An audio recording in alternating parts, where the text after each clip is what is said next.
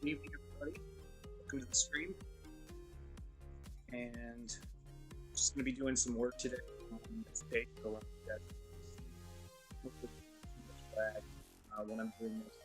I'm trying something new tonight, and I'm already liking this a lot more. I'm actually using my iPhone and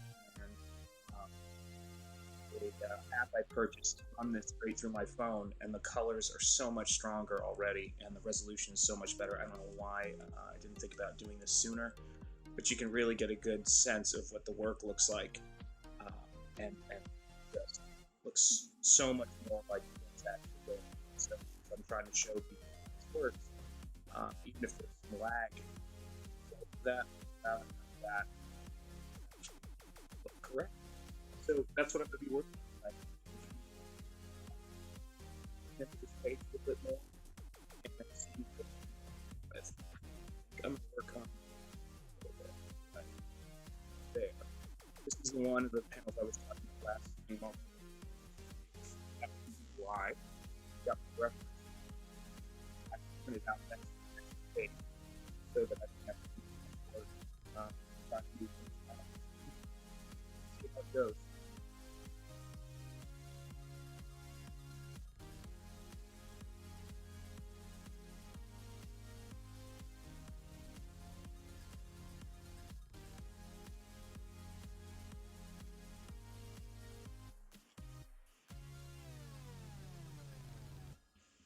Let's see. That looks all right. So let me see here.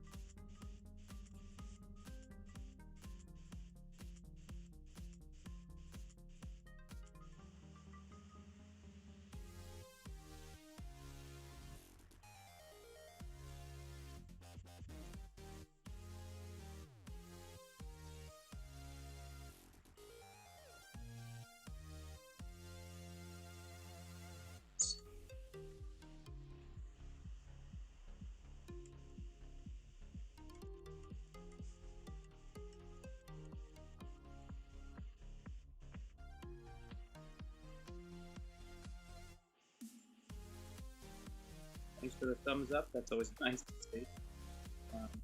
Definitely.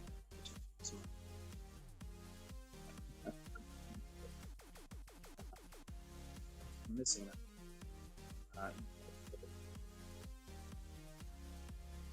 Love working with those things.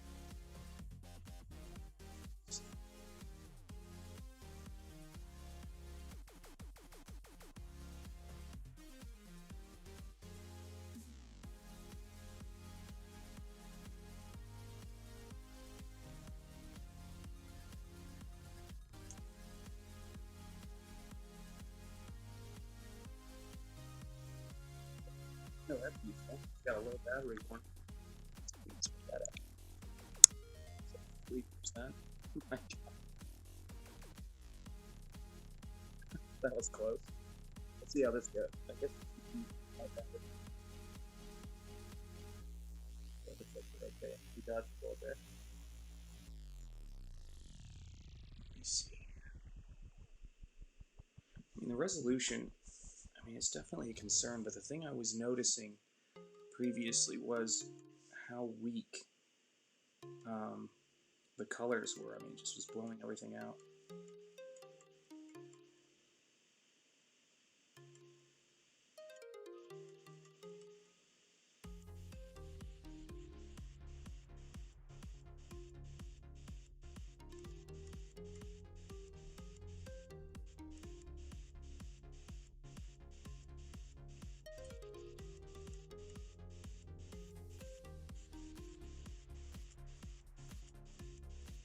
Some details in a scene like this, something this small, um, it's.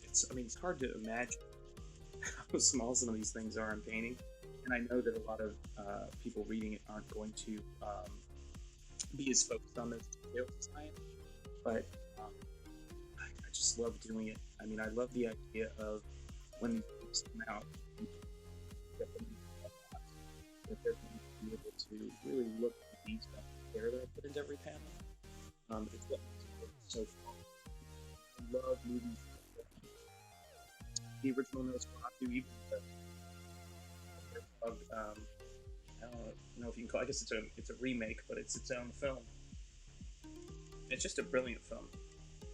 But I love things like that, and I always imagine them when I was watching them in high definition, and so I kind of if it's those classic films, visual master. That's the place for one. And I got a really good reference photo of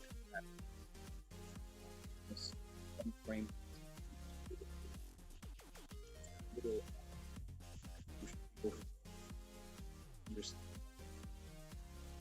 historical items from different times it is, but the candle holder, it's got boy really great photo.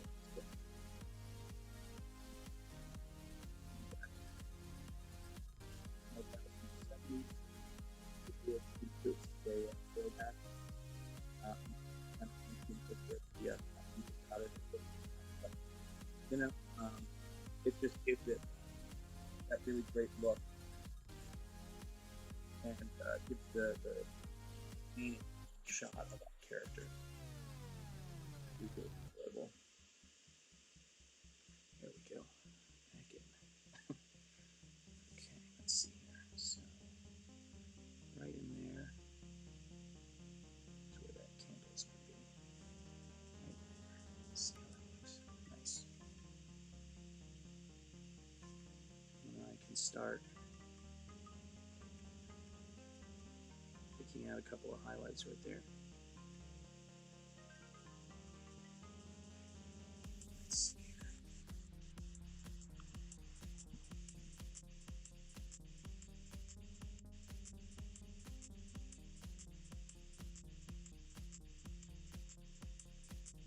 Just gotta check and make sure I've got everything in frame. You have to figure that out. Figure out that lag.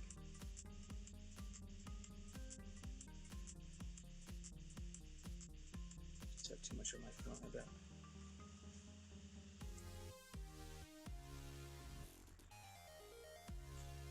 Yeah, that's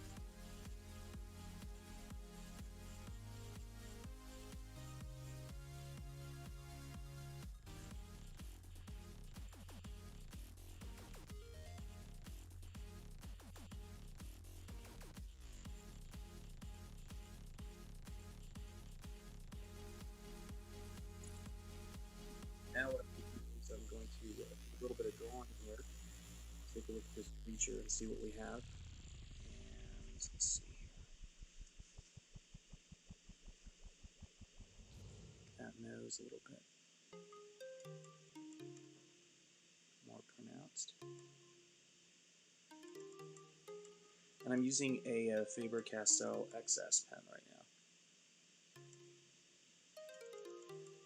Let's see here.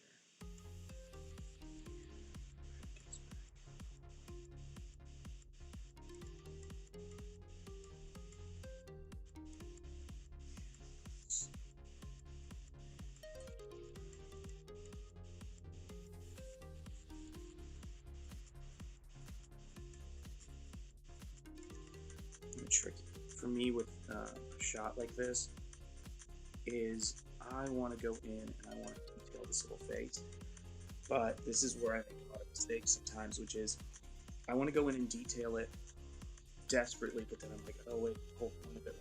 This is for it to be a silhouette. I'm putting too much detail in. So that's one of those.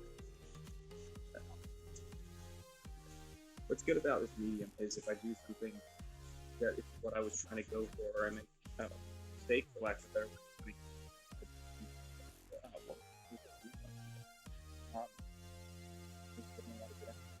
know, I'm going to really go into it and just paint in that silhouette again and say, you know what, I wanted to change the shape of it to give it a little bit more specificity, but what I didn't want to do is I didn't want to go in and render inside the silhouette. I keep you know, having a this idea for an elegant silhouette, like what they did in the original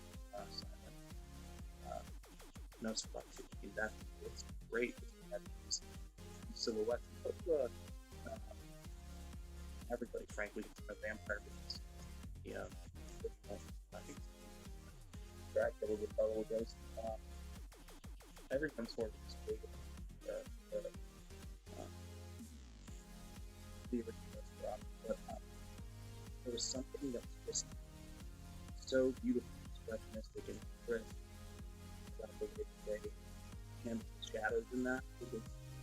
It looks like there was no to make it feel it. It's like a magical feeling that Guillermo del Toro, one of my favorite filmmakers, were able to achieve. Guillermo del Toro, and so just love the stuff that he does. And so it's that magical realism that I want to get into my stuff. For the people who have my first art book, and it's going to be the case in the second art book, there's a dedication to artists who've had a huge impact on me. And one of those artists who had a huge impact on me is Guillermo del Toro, Frank Frazetta, Alphonse Mucha, and they always are going to have a special thanks or a section in the special thanks, because without their work I wouldn't be doing what I'm doing. There's just no way.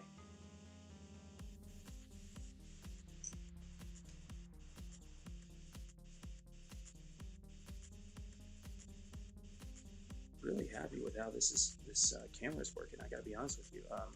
This is the first time I've looked up at a stream and seen what I'm seeing right here on the page. You know, I mean, that's the colors I'm looking at right now. I mean, it's a little darker than what's here, but those are the colors I'm looking at right now. It's everything else is so blocked out in all the screens. If I can just get that lag sorted, I'll be lucky. And you can see where she's stabbing the vampire character right there. He comes into the room thinking he's going to, you know, kill her, while this character, I haven't figured out if they're married or not, but my characters tend to be married for whatever reason. But her husband, who's a vampire fighter, a monster killer in general, comes home, and she's happy to see him, and you know, not her, so what are you gonna do? And it's like, I need to protect her. You know, she's got this. And right, we finished that sentence. She stakes the vampire. It's over her, and they both look down at his skull there. He's smoking as he's just been destroyed. I love that aspect of this story, and so it's so fun to be able to share the colors with you guys. I'm really excited. This is the best it's ever looked, and I already had most of the equipment. So, oh well. live and learn. I've got point. So now what I'm going to do is see what color happens. But to me, it doesn't even matter if it's all accurate and all the right place. The goal is to get a little bit of dynamism in that first panel because it's really washed out when you just have one color in there. So I typically will do that by throwing a complement in there and just moving it through. And so even though there's no flesh tone that's going to be on this figure, she is alive and he is dead, or undead, and to wash some warm light in there and have it not affecting him gives it that sense. And right now what you're seeing is that's the moisture you're seeing, that's not the color. And so when you look at it, you're going to see these reflections. And now watch those reflections as the air hits it, and gouache does not want to stay wet. Like it wants to reactivate, but it doesn't want to stay wet, particularly on green. That's watercolor paper. It's just going to suck that moisture up. It's just going to go boom. And as you watch it, you can sort of see that warmth shift. It's just ever so gradual shift. But you can see it shifting, and that reflection starts to go away. And that's kind of that little that separates the from nice. Just better than it was. And again, I'm just elated that the camera's working. I can't believe it. I'm getting actual color what I do. So little things.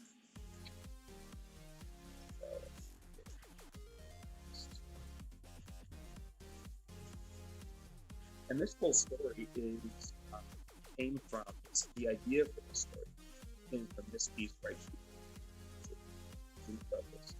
So this piece is inspired by the boxers and Lose Your Draw, Fan and Lose Your Draw. So I did this painting inspired by one of the writers, you know who that is. And I had him eating this vampire character that was based on the skeleton, everything taken out of this character. And so, all right, that was rough. I just started to have a story for this character, monster. So this is what I've come up with. And so yeah, that's pretty much where we are. And I don't know why, but I'm sure it's been done before. It can't be anything that's too wildly original. But what was fun for me was I just was like, oh no, I want to use a really bright kind of green. And I was talking about this with one of my students after class that was telling me, he's like, I think my favorite color combination, and I hope I'm remembering this correct, is green and purple. And as I get to know students, and as I get to know people in general who are artists, that's probably one of the things that's more important for me to help an artist see. I mean, a style is what a lot of when you're young, you just like, what's my style? What's my style? And most people are trying to come up with their style by feeling like that's the most essential thing. And to me, the thing that tells me the most about a person is I just look at the artwork and the things they're drawn to, and you try to figure out what is the palette.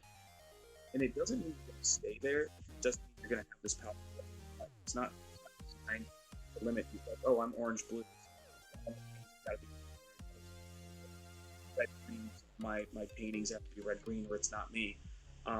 You'll probably drift into a color palette that you prefer, and that's great. But it's not meant to become your identity. You're not supposed to be making choices in your artwork when you're young, who you are for the rest of your life. Hopefully, it's going to be a couple of decades, and you don't want to be your stuff as, oh, I made this arbitrary decision. So you use that to fall in love with color. Once you fall in love with color and a palette, it makes it so much easier in your head anyway, start considering other palettes and think, oh, wow, you love color. And if you hate color, and if nobody has uh, ever, I don't, I say that, but if when you meet somebody, like I was lucky to meet like a mentor by Selfies, who just said, this is this is what color is. This is what color does. This is what makes it so cool. And it's just like, oh my god, like I've been looking at color all wrong. Like I can't believe I didn't know what color was and what it was about. That's the experience that you want to have. And so when I'm looking at reference material or anything, you reference photos.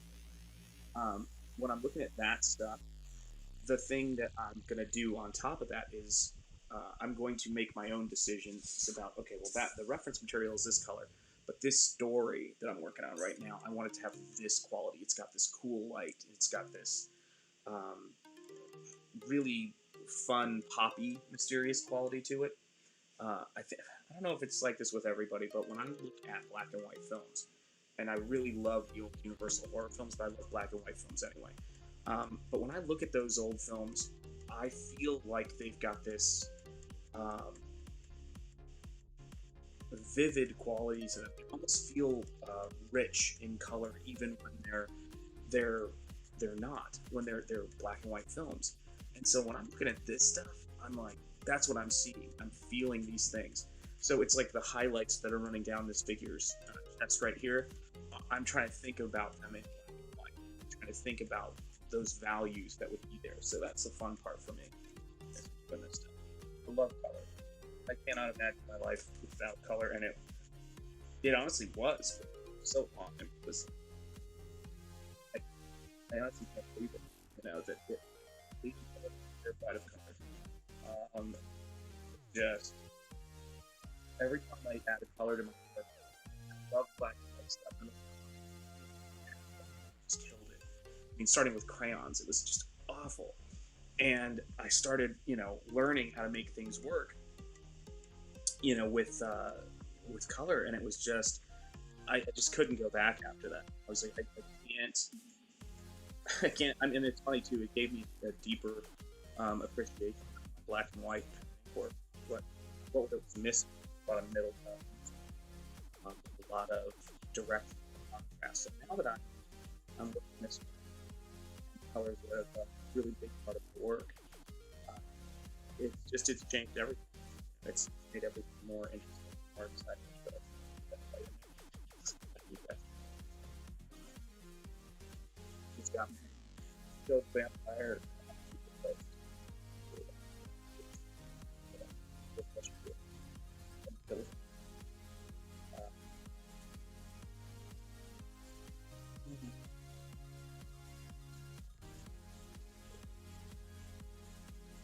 It's going to be a little bit down. Don't. Okay, give me a perfect example. If I paint a worm in there for the skin, suddenly he pops forward, and that's not what his job is in this frame. He's sort of he's mysterious. He's interesting. You know what I mean? You don't want him stepping into the spotlight. He's like a character in a film noir flick. And I just don't want him to be so obvious when he's in the frame. I mean, I've got a great bit of photo reference I'm using of a model from what's it called? Posespace.com. They do the art models photography. Really great stuff. So I'm using a model of theirs named Jesse, and he's kind of my go-to for heroes. And so I've got all of the reference I could possibly need to fully paint this character. But I don't want to make the character just stand out for all to see.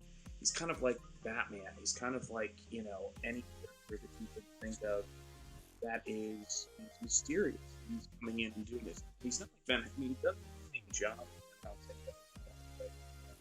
in the original Dracula story, but he's more of an action character. And he's, he's a man of few words, and he's kind of got. It's tough to describe. I can't. Maybe because I don't know the character yet. I think that's part of it. Is I'm just kind of getting to know him, because he's the kind of character who he's been through a lot, but he's not jaded. So he can he can crack a big smile. He, he's the reason why I imagine this character is doing the job that he's doing is because he has looked at life. He has seen all the things that can happen. Good, bad. I mean, he's fighting the undead. He's probably seen quite a bit of horror at this time. And he's decided, and that's what he's dedicated his life to, that the human species is worth saving. That it's worth the battle against evil is a battle that he wants. And those are the only characters I really want to write. Those are the things I like about the creations of my heroes. When I was growing up, people like, oh my gosh, one of my biggest heroes, Steven Spielberg, was huge for me. Um, his sensitivity with actors, sensitivity with stories about kids, and the human element was amazing. Um, you know, gosh, the works of obviously the works of Stan Lee and Jack Kirby were huge for me. But I ate that stuff up, and I think that heroes give us something to strive for, and I'm not personally. I think that one of the most important things any artist can do, frankly, is kind of construct and create characters that go beyond us and are born out of an understanding of great works of fiction and great works of literature, and literature that doesn't deal with the time, which people get trapped in, I think, too often, but deals with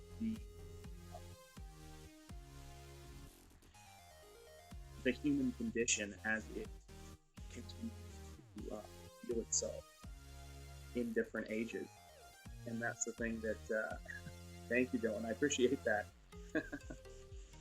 But the thing that I like about the human condition is that it's just a constant. People fight for things, they fall in love, they lose people, they try to figure out how to keep going, and then do it all over again. And it's mind-blowing to me how that works. And I think that's the thing. At the end of the day, because I believe that's like I believe conditions or trying to storytelling. And there are people like speaking to conditions, listening to the audio book of Mary Shelley's Frankenstein, and that's the work of absolute genius. Like every time I hear that book, I'm just like this person just crushed it. Sure, Mary Shelley. What are you thinking? Oh, wow, this is the success I've ever heard. Sorry, but Mary Shelley just threw down a observation, exploration of the human condition and our frailties and our mistakes, and our quest for things and trying to understand life and death, and these two characters flung into each other's lives, Elizabeth and Frankenstein, and it's just, it's an incredible work, and that's the thing that that keeps me going and inspires me as an artist.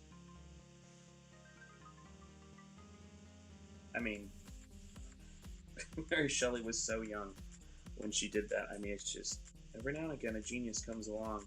Someone studies, does the work, and has the opportunity to just figure out who they are, and skills just echo across generations. And Mary Shelley's skill just echoes across generations. What a genius.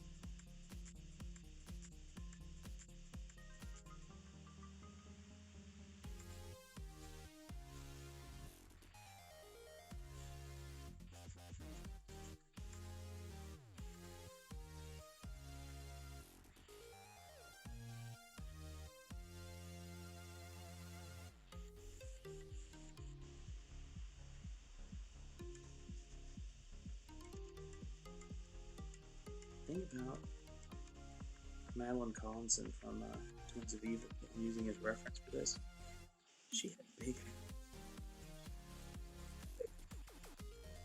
70s hair. I know it's supposed to be true, but it's just out there. So every time I draw it, it's like I'm painting Darth Vader. I put it to the head, so I put it to the face, and if I don't get it right, it's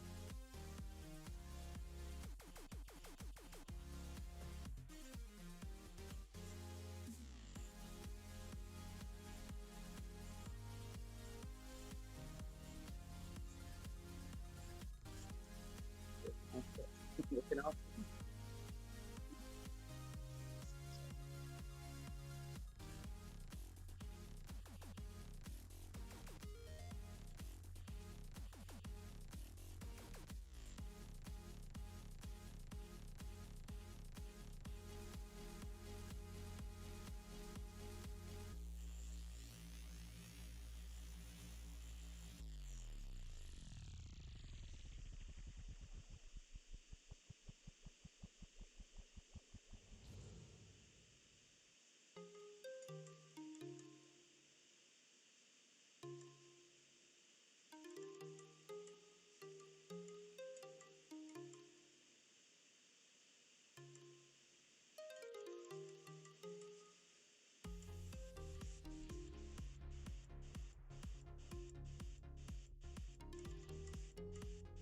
Raise that up so you guys can actually see it.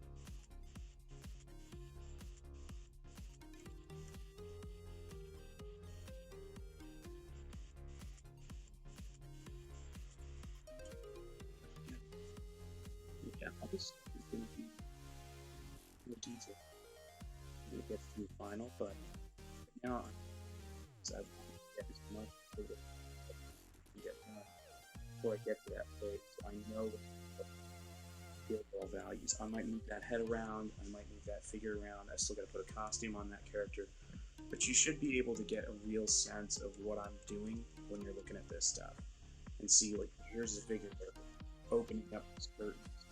Here's this figure's relationship to each other. So that when this stuff happens, it makes this figure out what the details are. I want this world to feel it's how when people are looking at it. It's all the stuff I do. Like another. This is on top of stack of them that I have referenced. Godzilla stuff. Some of my Godzilla stuff. That's to the left. The stuff all detail wise. This where the stuff goes.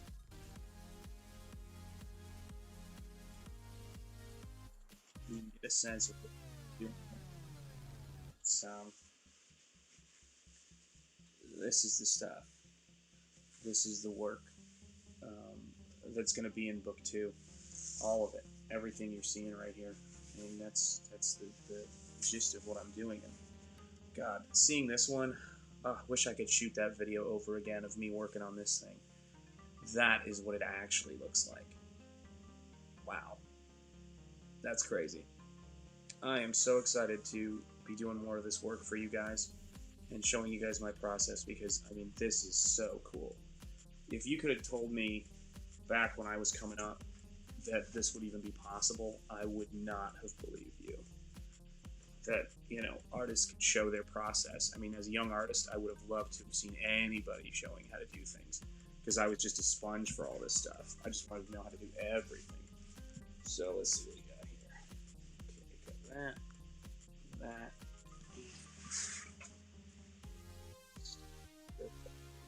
see it. You get a sense of what this character. I'm sorry, but so maybe let's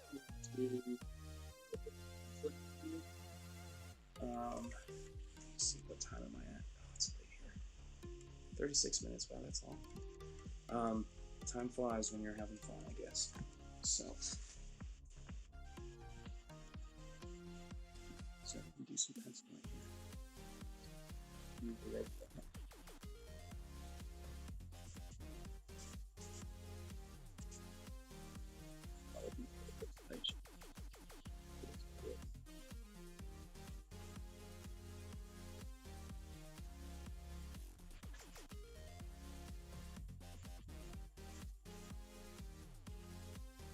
And in this panel, I'm using reference from Twin Evil. I just adjust it a little bit, and it's actually the actress in Black Narcissus, famous film about the monastery. Not the monastery. This unbelievably stunning and powerful visual film. And she had the role of the girls on Queen Evil. I mean, it part from the great figure. And she, of course, was the uncle of the girls, who was the great Peter Cushing, who was Governor Tarkin in the Star Wars movie, for those of you guys who aren't familiar with Hammer Films. And that's where he kind of got his start, just like with Christopher Lee, one of his best friends, who is in the Lord of the Rings films. So just a tremendous, was famous for about a million other things too. But that's the thing that is great, is there's a sequence where she is leaning over Madeline Collinson, and I'm like, okay, I could just substitute in a vampire and kind of use that composition to build this piece. And then, of course, I'm going to have a nice close-up of the eye of the vampire noticing something. And that's just a little lift from, I was trying to make references to Hulk issue 340, which was the comic book that made me want to be an artist and made me want to, I gotta sort that out. But it was the comic book that made me want to pursue art. So references to that, and references to Todd McFarlane and my stuff. Sometimes without me. I'm sure there's tape in this character figure. Yeah, there's got to be a little Spawn head somewhere. I'm sure. That confidence, Spider-Man stuff. So yeah, I think I'm getting pretty close to what I need in here. I like this lock that I've got in there, the silhouette of this figure, and then this nice little shape in here should be really nice. And then I can just sort of move that eye over that I had. Nice. Unintentional. But I can move that eye over a little bit and have the reflection in there. And that should make for a pretty powerful page. And all this stuff is going to be in book 2, Shanth Enjeti Art, Rigor Mortrex, and that is available right now on Indiegogo. It's already reached its funding goal, thanks to backers. If you guys are watching, thank you, I do appreciate it. Yeah, if it helps, so if you feel like you have a copy of it, the kids are telling me, always say, please subscribe to my videos. So, there you go. That's it. Yeah, looking forward to doing more of these with you guys, for you guys, and it is an absolute fast. I'm going to get this tech under control, but I can tell you, even the lag and the pixelation, if when I see this video and it's done, the colors look half as good as this, I'm going to be more than thrilled, because that's great. So anyway, guys, take care. Have a great night, and thanks for tuning in. And if you catch this on a replay, thanks for checking it out. I do appreciate it. And I will see you guys later.